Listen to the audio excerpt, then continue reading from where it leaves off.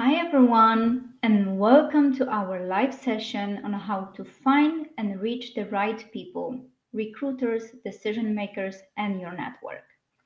As a reminder, we always work within the same structured job search strategy, which includes defining a realistic and precise job goal, and identifying your USP, your unique selling proposition. In other words, answering the question, why are you the best candidate?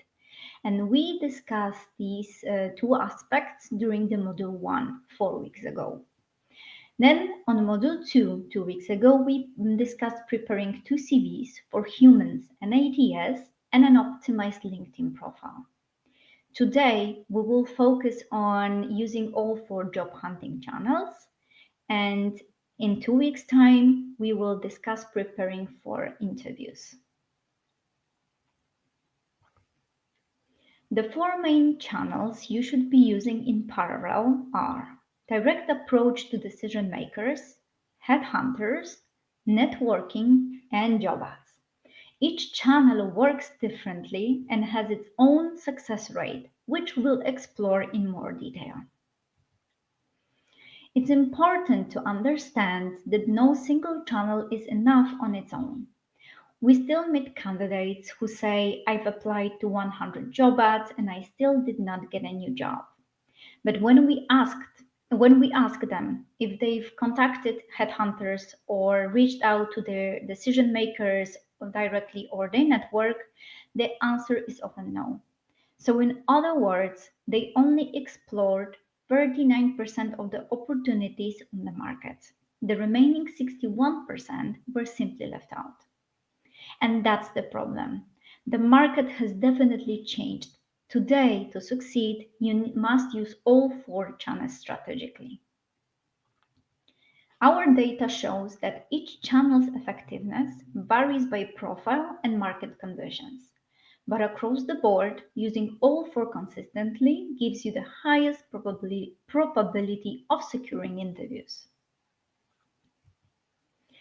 Looking at the last 3 years, direct approach and job ads remain strong, while networking and headhunters play a steady but slower role. We'll break this down channel by channel so you can see how to maximize each one. So stay tuned. Let's start with the direct approach, also known as speculative introduction. This means contacting your future boss directly, not HR, unless you are looking for a job in the HR department, not generic addresses, but your potential direct boss. On average, the direct approach accounts for 28% of successful hires among our clients. We recommend contacting a minimum of 75 to 90 well selected companies directly by email. If you don't have time, meaning that you don't have your financial cushion, then extend the list to even 90 or even 120 companies. Well selected means companies that are fully in line with your goal. So the path of least resistance that we talked about on module 1. In other words, companies that will see the most benefit from hiring you. When sourcing your list, consider industry, the specific problems you can solve, company size, origin and language, rankings and awards, level of maturity, location or geography, and type of ownership. Each factor will help you identify the companies most likely to hire you. Let's discuss them in detail. Start by listing relevant industries for your profile. You can use Wikipedia, Google, market reports, industry specific portals. This will help you quickly map out potential employers in your target field. Another powerful targeting method is identifying companies with problems you can solve. Most business problems boil down to making or simply saving money, directly or indirectly. Here are some examples of those problems. post-merger integration, bad employer reviews online, cost optimization needs, poor customer satisfaction, the need to increase sales. You can find about these problems through media coverage and industry news. You can track your own KPIs like rankings and reviews, or simply asking your network. So you can contact them by with this short message. If you hear of a company struggling with, let's say, IT system, training provider, etc., please let me know. This proactive approach positions you as a problem solver, not just another applicant. You can also consider size because it does matter in terms of opportunity and fit. Consider small and medium-sized enterprises and large corporations, and you can find out about it by number of employees, annual turnover, so how much they are making, and geographic presence, so number of branches, number of cities, number of countries. Company size often correlates with culture, stability, and speed of decision making. Language skills can be a deal breaker in some markets. So, if you're not fluent in the local language, target companies from your own country or language group. They may be more flexible. For example, for example, if you are from Argentina and you are working in Germany and you are now looking for a new job in Germany, so you would look for Argentinian companies that are based in Germany and then extend it to the language group. So you would look for companies from Latin American Spanish speaking countries that have a presence in Germany and vice versa. So you can also look for companies from your target country with operations in your home country. Your language and cultural skills can become a unique advantage. Rankings can be a great sourcing shortcut, so you can check a great place to work lists and filter it by size. You can also use global and local rankings in your field, like best employers from Forbes, best places to work by Glassdoor, and Fortune 100 best companies to work for by Great Place to Work. You can also check specific rankings like creativity, innovation, or simply Google Modern Friendly Workplaces rankings. You can also check rankings reports from Big Four consulting firms. They often publish such reports of fastest growing companies. These lists often highlight companies actively expanding and therefore more likely to be hiring.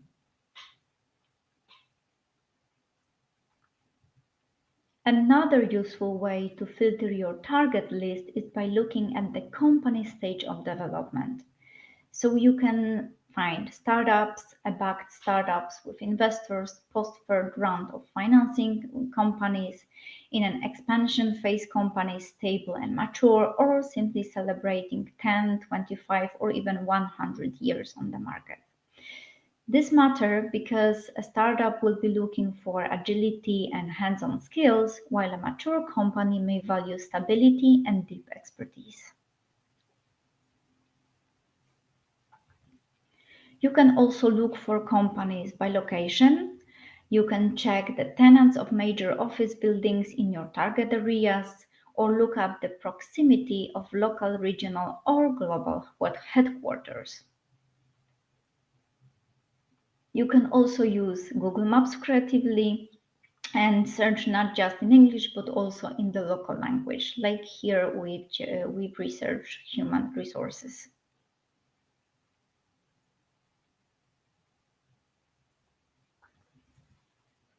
Ownership type also influences hiring needs and culture.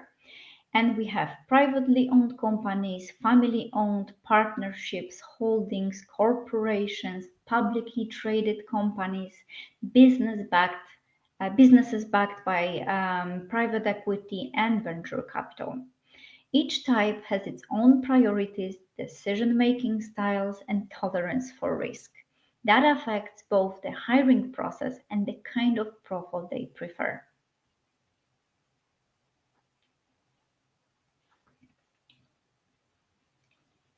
Okay, let's now recap the approach.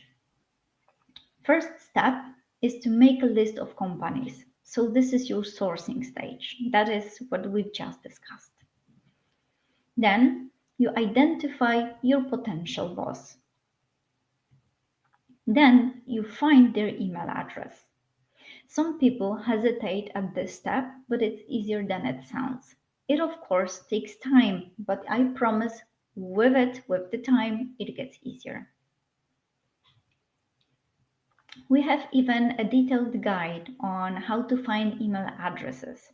Based on our own experience, we know that thanks to using all of the methods mentioned in the guide, you will be able to find up to 95% of email addresses. You will find the link to this guide in the comment section. Once you've got the right contact, it's time to reach out. And I've already mentioned that last time, but think of the process like a video game. You need to unlock each level to move forward. And the first level is your email subject line. If it's not relevant or clear, your message may be ignored or deleted without even opened. Here's how it works. Subject line convinces your target audience, the reader, to open your email or delete it. Cover email convinces them to open your CV or not. CV convinces them to invite you for a screening call or simply pass. Screening call leads to the first interview or a polite no.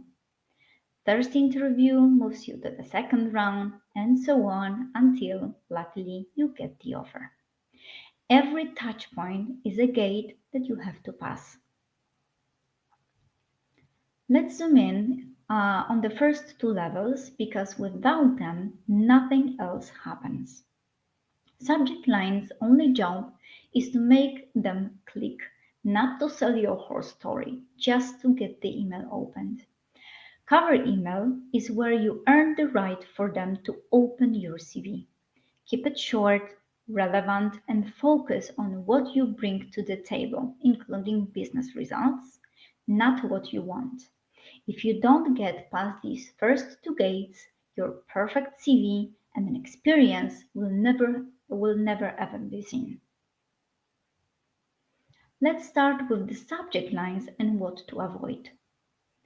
Definitely avoid looking for a job, open to work, just CV, name of the file with the CV, or anything that sounds desperate or generic. These either signal the wrong message or get lost in a busy inbox, and you want to avoid that. Instead, keep it neutral and professional, a little enigmatic, business as usual.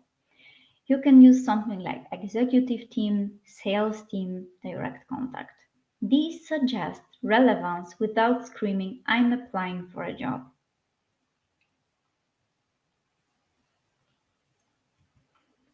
Once the reader opens the email, you have a few seconds to show them why they should care.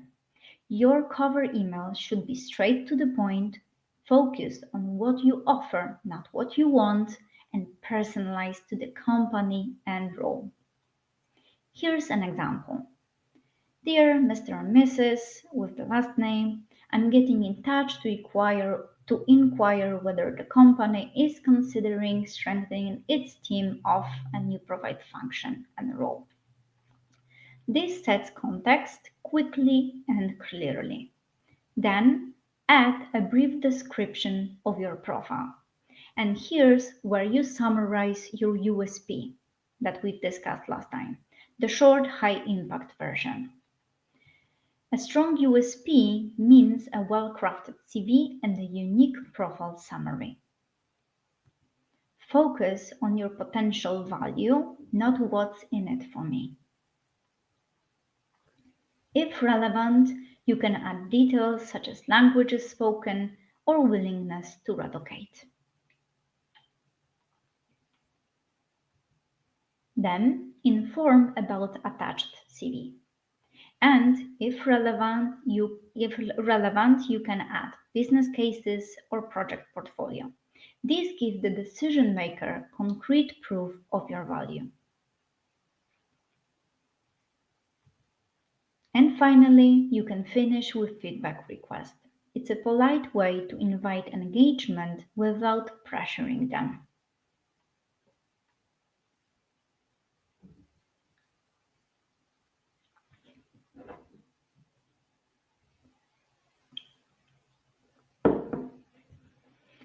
After sending your initial message, don't just wait and hope. Follow up within 7 to 10 business days. A short, friendly reminder can bring your email back to the top of their inbox without being pushy. And as you can imagine, such executives, hiring managers, receive dozens of messages every day, every week. So your message can simply get lost within the other rest. Yeah. So the follow up, make sure that it's again at the top of the list. If there's still no response after 6 weeks, connect via LinkedIn but send a personalized invite. Remember about that. Now, let's look at the real life examples of how the direct approach works in practice. These cases are from clients who applied exactly the strategies we're discussing today. We have a Canadian professional relocated with their employer to the global headquarters in Switzerland. After more than 10 years, they were made redundant. They negotiated to change their outplacement provider from a local to an international to an international one.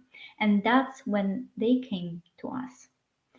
They were considering a slight career shift towards an in-house trainer role, but were feeling uncertain and lost.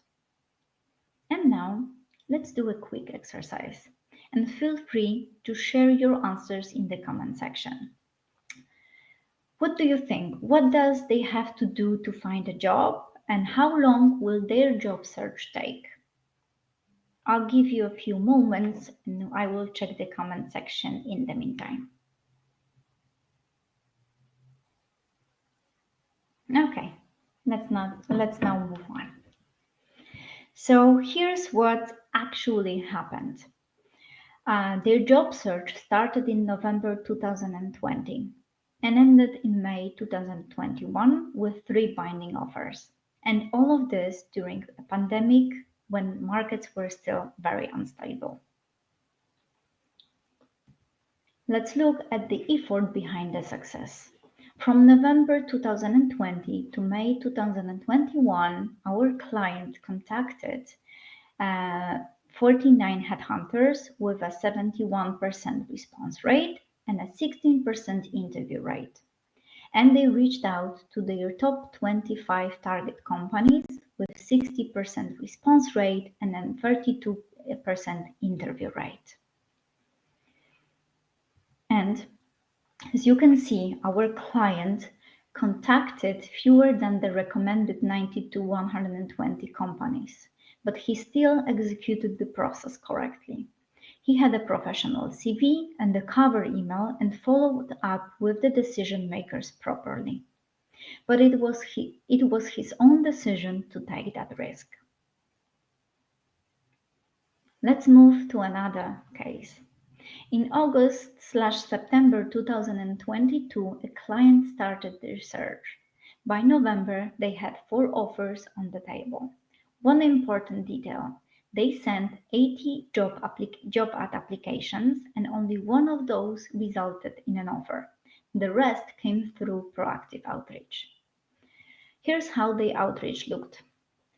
40 headhunters contacted with 61% response rate and 40% interview rate. And they also contacted 50 venture capital companies with 60% response rate and 28% interview rate.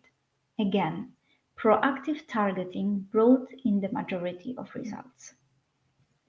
Okay, Let's now shift to the second major channel, headhunters.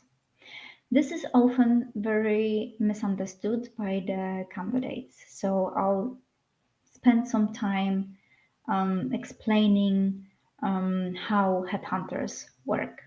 Some candidates expect headhunters to find them a job. But in reality, headhunters work for their client, the hiring company, not for the candidate. Your goal is to position yourself so you're the perfect match when the right project comes along. Here's the process from the headhunter's side. They get a brief from the company, often with a very strict must have criteria for plug and play candidates. They compile a list of target companies to recruit from. They then create a long list of potential candidates. Then they assess and screen these candidates and they narrow it down to a short list. And finally, if it all goes well, the process ends with an offer. And you might think headhunters are paid upfront for recruiting you, but that's not always the case. In fact, there are different payment models in the recruitment world. Sometimes they are paid after the offer is made and accepted, and in other cases, they are paid in stages as the process moves forward. Let's look at the three most common payment models. In the first model, called success fee, the headhunter is only paid when they successfully place a candidate. That means their motivation is directly tied to filling the role quickly, but also with the right person. The second model is called retained search. Here, the headhunter receives a fixed fee to conduct the search regardless of whether a placement is made. This is more common in senior or executive roles where process is strategic and the talent pool is small. And finally, the hybrid model. This combines elements of both, some fixed payments at key milestones, plus a final success fee when the role is filled. Each model impacts how the headhunter prioritizes searches, so understanding which one you're dealing with can help you better manage the relationship. Let's now talk about how much headhunters charge. For option 1, the success fee model, the most common range is between 15 to 33% of the gross annual remuneration for the placed candidate. Sometimes it's expressed as 1 to 3 monthly salaries instead. In a few cases, the fee might be capped, but that depends on the agreement between the headhunter and their client. For option 2, the retained search, the payment is usually a fixed fee. This is agreed upon at the start of the process and is paid regardless of the outcome. The client is essentially paying for search effort, not just the end result.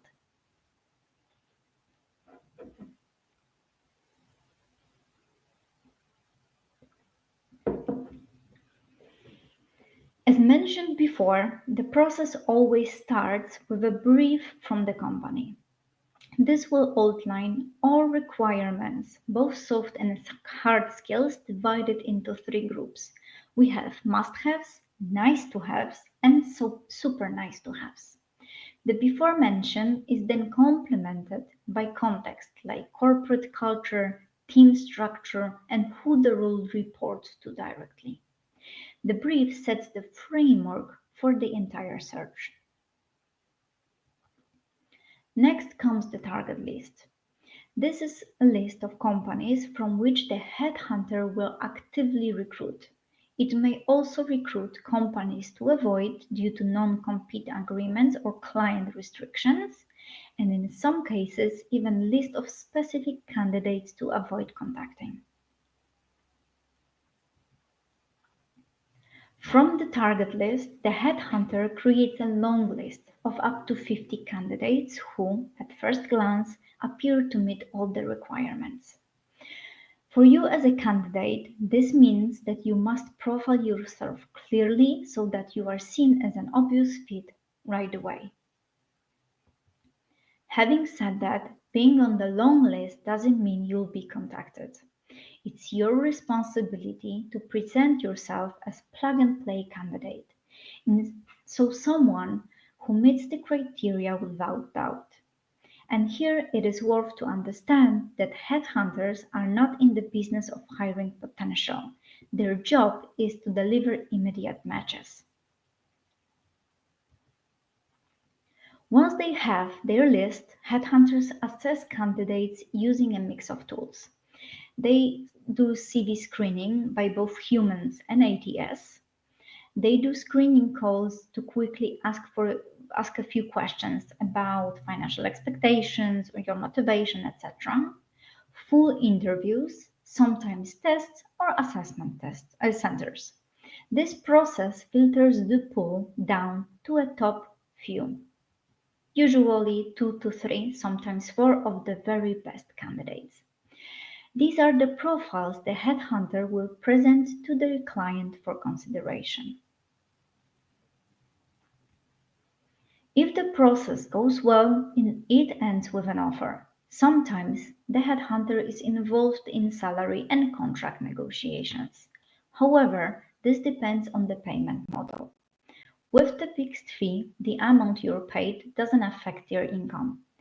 If it's a percentage based, they may be more motivated to negotiate a higher salary for you.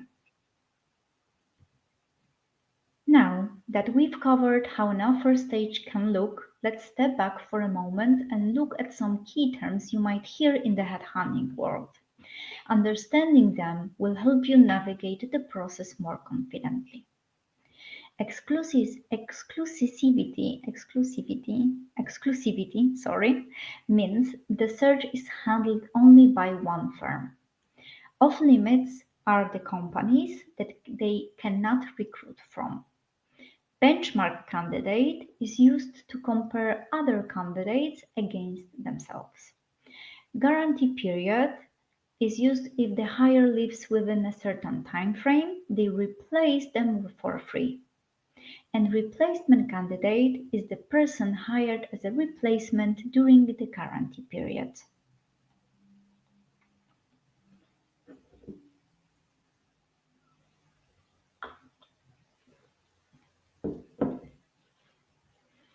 If you remember the table with statistics, the efficiency from the very beginning of this live session, headhunters account for nearly 60% of successful hires. This might sound small, but for many senior level roles, this is one of the most important channels. But you need to remember though that headhunters are flooded with CVs. They receive 50 unsolicited CVs per day, which makes 250 per week, which makes 1,000 CVs per month, which makes 12,000 CVs per year on average. And that's on top of managing 5 to 15 active searches at any given time and delivering their own KPIs, like sales targets. So, as you can see, hopefully, standing out is a key. Imagine trying to give proper attention to hundreds of CVs while balancing demanding client expectations and KPIs. That's the headhunter's reality, so you need to make sure your profile is crystal clear, easy to place, and aligned with their current mandates.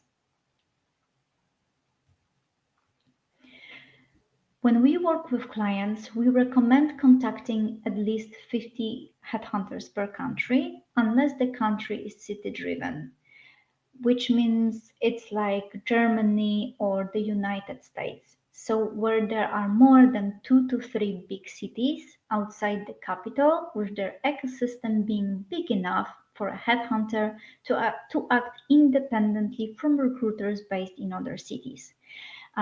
So Frankfurt is big enough with its ecosystem. So headhunters based in Frankfurt work independently from recruiters based in Berlin. Headhunters come in different forms. We have generalists who cover a wide range of roles, And we have role-specific specialists who focus on functions like finance or marketing. Industry specialists who focus on sectors like pharma, IT, and or FMCG. You can find them via Google. You can search for recruitment companies in a given country. You can also check rankings, LinkedIn, and job ads. If you're a senior manager or executive, a great starting point is aesc.org, so the Association of Executive Search and Leadership Consultants. This is a very great source of consultants that you can filter by functions and industries. Most headhunters list their email addresses on their website or LinkedIn because they want to be contacted by candidates. Based on our clients' cases, we can observe that the first outreach should always be by email, not by LinkedIn, because LinkedIn's inbox is not user-friendly and your message can get lost in hundreds of other messages from candidates. Remember to attach a PDF version of your CV. The headhunter might later ask for a doc version, so editable version, but your first impression should look clean, professional, and well designed.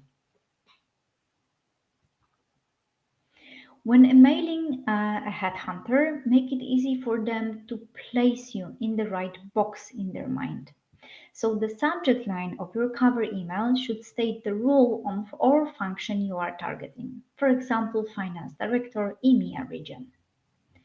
In the body of the email, be concise. Make sure that your areas of expertise are clear to the reader.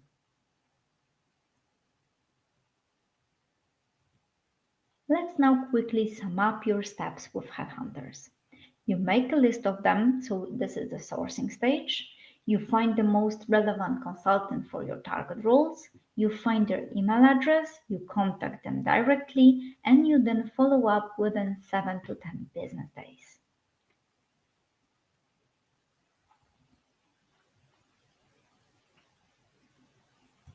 Let's now summarize differences between cover emails to headhunters and decision makers. Let's start with length. For headhunters, your cover email should be short, just enough to define your box so they know where to place you in their mind and database. For decision makers, what we call top contacts, your email can still be short but slightly longer. You want to give them enough context to understand your value right away without making them read a full page.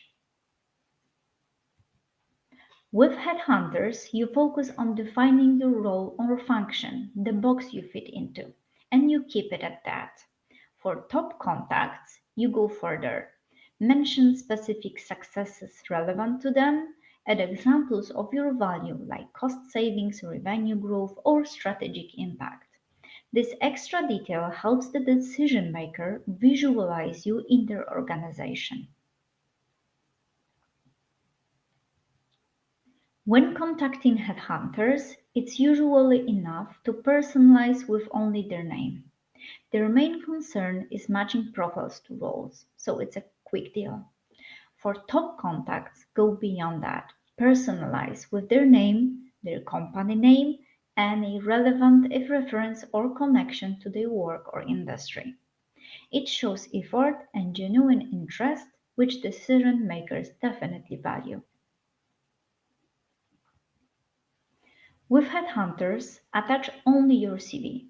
That's what they need for their database and client presentations. For top contacts, you can also include business cases or project portfolios that showcase your results. Decision makers often appreciate concrete proof of your work, so if you have strong, relevant examples, definitely include them.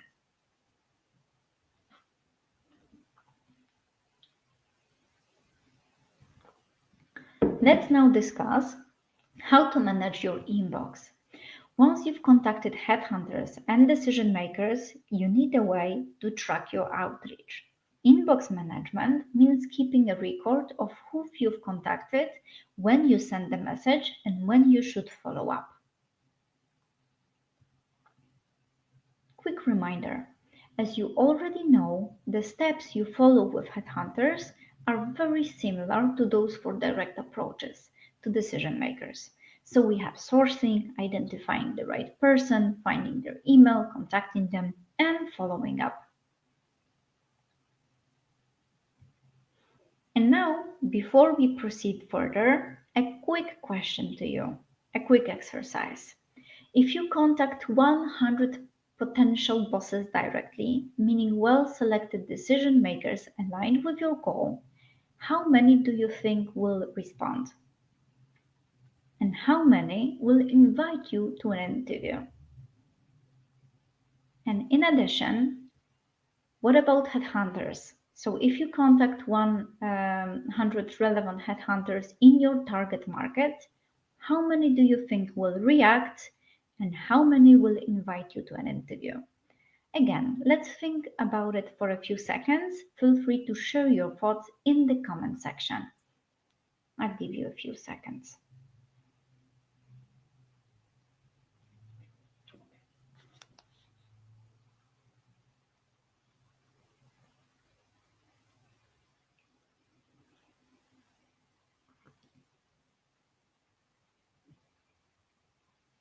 Oh, I can already see a question, so I will let myself to answer that. Where on LinkedIn can you find someone's email address? So, in terms of headhunters, they usually provide it in the About section, sometimes in the description of the entry of the company they are working in, but usually more in the About section. You can also check if the given person provided email address in the contact section of the LinkedIn profile.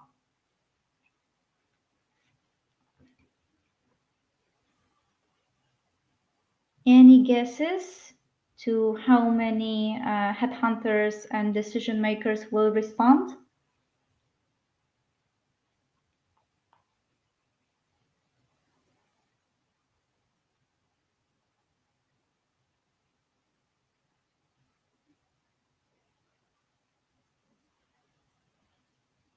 A few more seconds, not to waste time.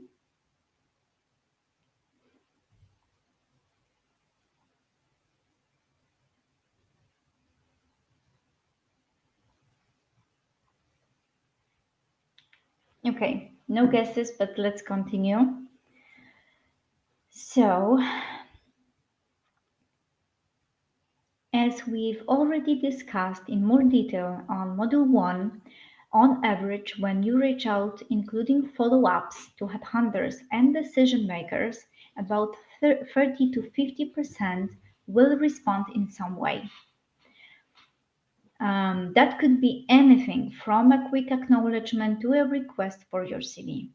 When it comes to being invited to an actual interview, the numbers are definitely lower, typically 5 to 10%. If your numbers are below that, review the whole process: your goal, your USP, your CV, LinkedIn profile, and cover emails. We actually had a real case with low job search KPIs. They contacted over 100 companies and recruiters, and yet every single reply was negative. We broke down what went wrong step by step and what to do differently to turn things around. You can find a link to that case study in the comments so you can get familiar with it later. But let's now go back to the inbox management flow. It shows the three levels of IBM and the possible paths a contact can take. So we have sending the first email, getting a reply or no reply, sending a follow up, receiving an interview invitation, sending a thank you email after replies or interviews, and contacting an alternative person, for example, HR, if needed. Here's the inbox management flow specifically for response rate tracking. Response rate tracks whether people reply at all, regardless of whether it leads to an interview. Every step from the first email through to any type of reply counts toward response rate. This helps you understand how engaging your outreach message is and whether your targeting is on point. And here's the same flow for interview rate. Interview rate measures how many of your contacts invite you for an interview. This shows the effectiveness of your profile, CV, and how well your offer matches the company's needs.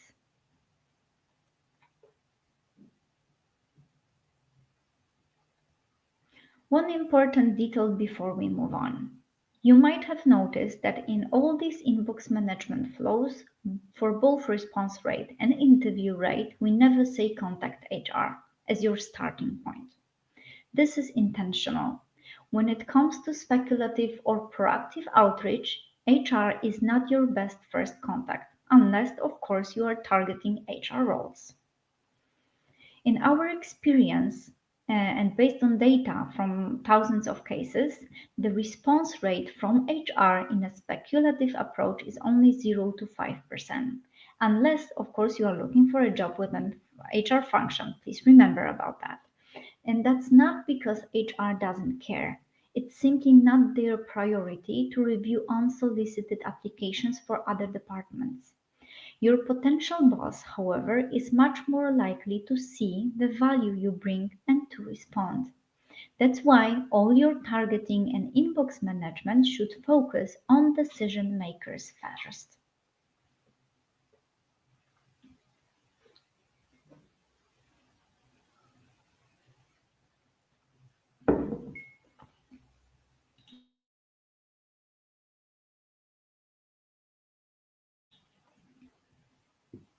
Okay, now let's move to the third channel, networking. This is the one that many candidates underestimate or only start using when it's already too late. On average, networking accounts for 90% of successful hires in our data. It is slower than job ads or direct approach, but for senior position, it can be a decisive channel. The key is to be systematic and consistent. Networking works best when you start before you actually need a job, ideally 3 to 9 months ahead, depending on the complexity of your search. It also means being strategic and purposeful, not just going to random events or adding people on LinkedIn without a plan. And here you have a 4-step process to kick things off. First, audit your network. Find out who's in it. Divide it into active, passive, or none. We'll define those in a moment. Then identify areas for improvement, so where you need to grow your network. And then prepare and implement a strategy for building and nurturing those relationships. Let's start with auditing the old contacts. Definitely add all your contacts, all people to LinkedIn, then export them to an Excel file, then clean up unnecessary columns and add at least 3 new ones, like type, so personal or business, strategic, yes or no, and level of trust, 1 to 10. You can also add a language or first name basis notes for extra context. And then analyze your contacts by these columns.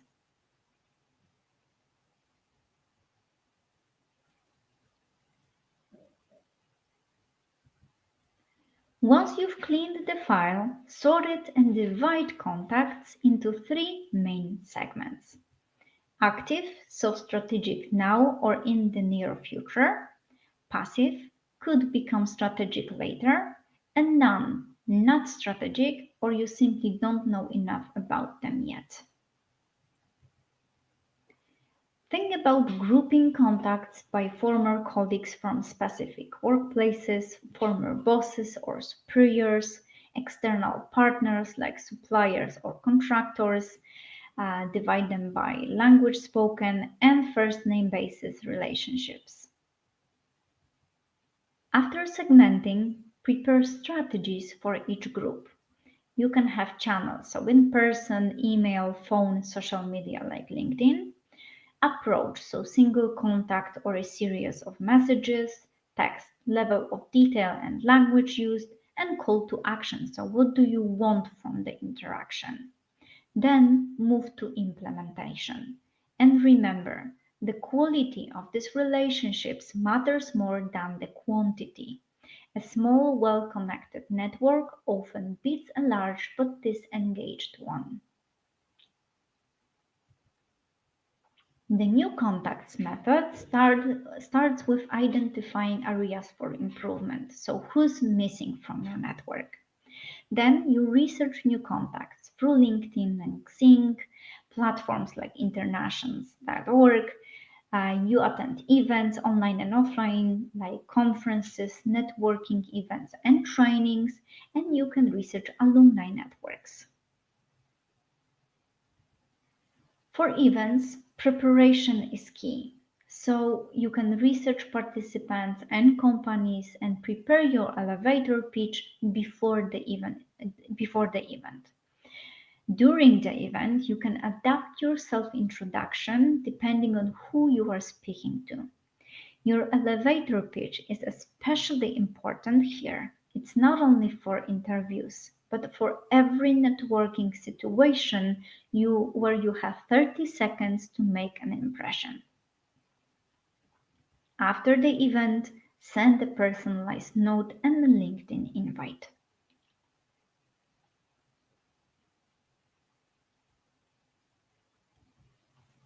The biggest networking mistakes we usually see are starting too late, being too pushy, being too vague and expecting others to guess what you want, having no strategy and just acting randomly, and misusing social media.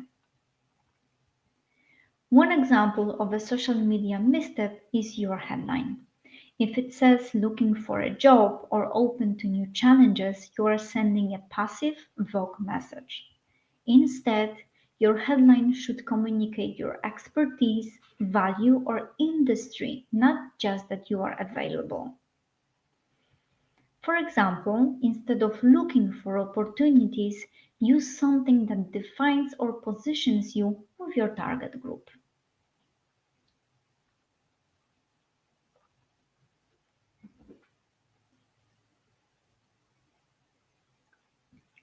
Another mistake we observe is asking your network for a job by publishing your CV. Networking is about building trust first and only asking for help once the relationship is strong enough, not by publicly sharing your confidential document. And as we know that networking can be overwhelming, we recommend baby steps, like contacting, for example, 5 people per day. It's also worth eating the frog at the very beginning, so starting with those you find most intimidating. It gets easier with practice. And don't stop until you've signed your next contract. In competitive markets, you simply can't afford not to use this channel. Be prepared that it's rather slow, so start as soon as possible.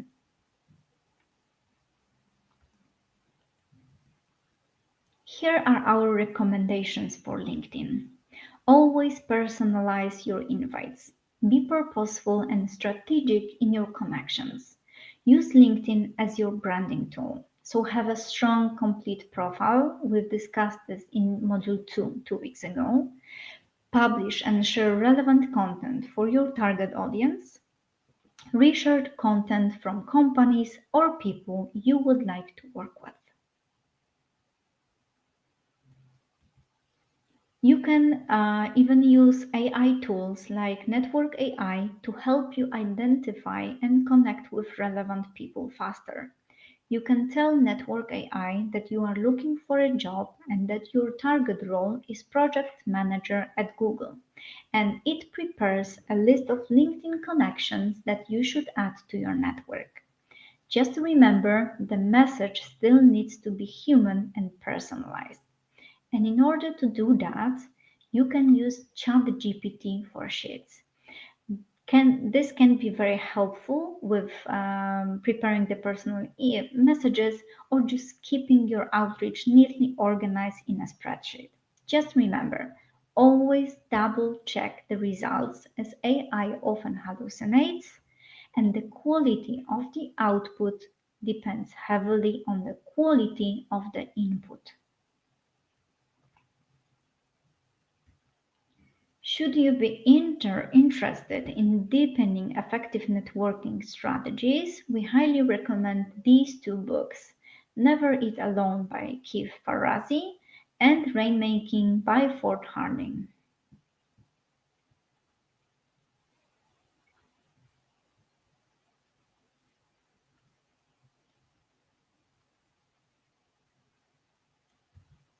And let's now proceed to the fourth and final channel, job ads.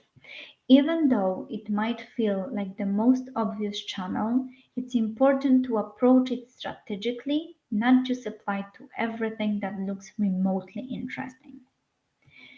Based on our data, job ads account for nearly 37% of successful hires. It's a big number, but keep in mind the higher your seniority, the fewer relevant job ads there will be.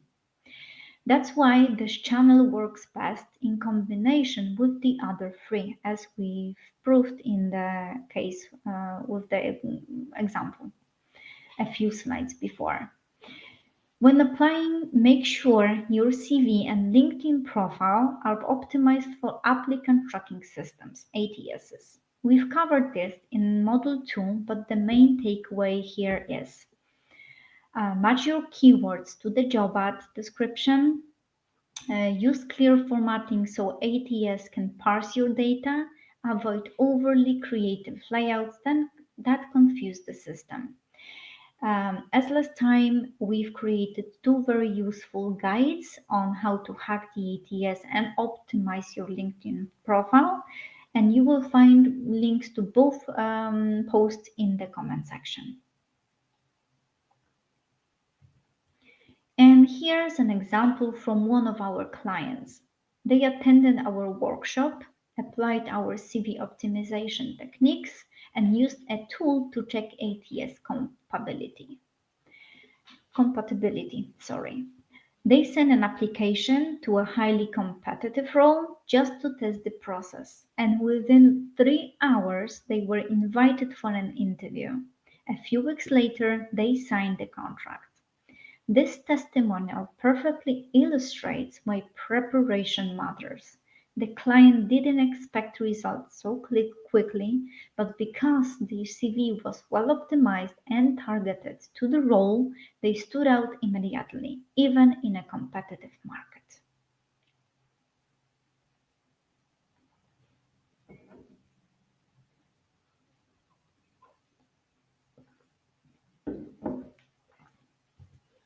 Okay, let's now sum up today's insights. Be well prepared. Use all four job search channels in parallel. Contact at least 75 companies or even 120. Contact 50 headhunters per country. The above numbers are for the case or following path of the least resistance that we discussed in Module 1 4 weeks ago. If your case is more complicated, you need to put even more effort. Here's a realistic timeline. Preparation phase takes from 2 to 4 weeks to get your documents, target lists, and profiles ready. The job search phase takes between 8 to 12 or even more weeks of active applications and outreach. The better your preparation, the faster the results. And a quick reminder, the more senior your role, the longer the process may take. Be flexible, consider part time, contract, or freelance work to bridge gaps. It's always better to be underemployed temporarily than completely unemployed.